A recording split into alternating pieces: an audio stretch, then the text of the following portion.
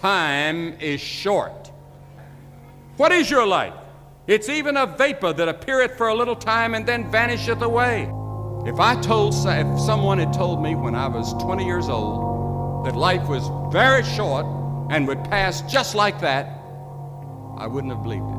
And if I tell you that, you don't believe it either. I cannot get young people to understand how brief life is, how quickly it passes.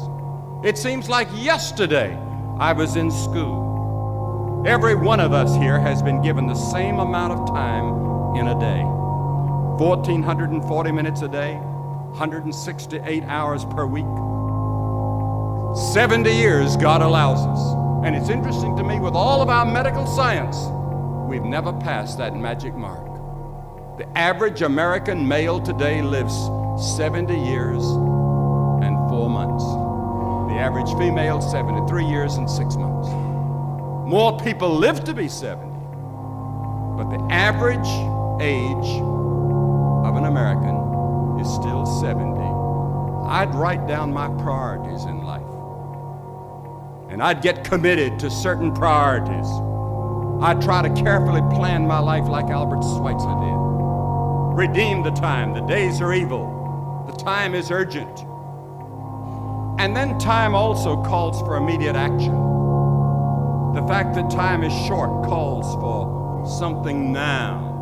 Now is the accepted time. Doesn't apply just to the unconverted we talk to. It applies to us as believers, to us as young clergy. Now is the accepted time. The things we ought to do, the classes we ought to take, the books we ought to read, do it now. The family that needs you, spend more time now. Write that letter home now that you've been meaning to write. Money you ought to give now. Time for study, do it now. People you ought to witness to, do it now. Every time the clock ticks, it seems to say now. Today.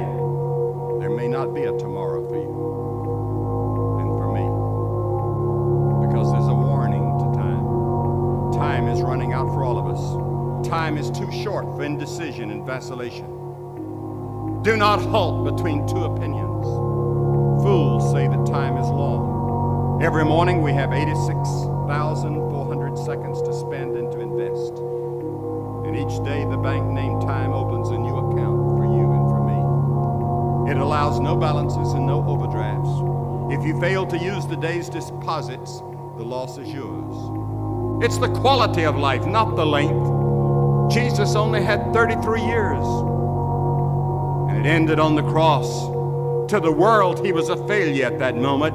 Yet at the end of his life, he said, I finished the work that thou gavest me to do. It doesn't matter whether you live another year or 2 years or 5 years.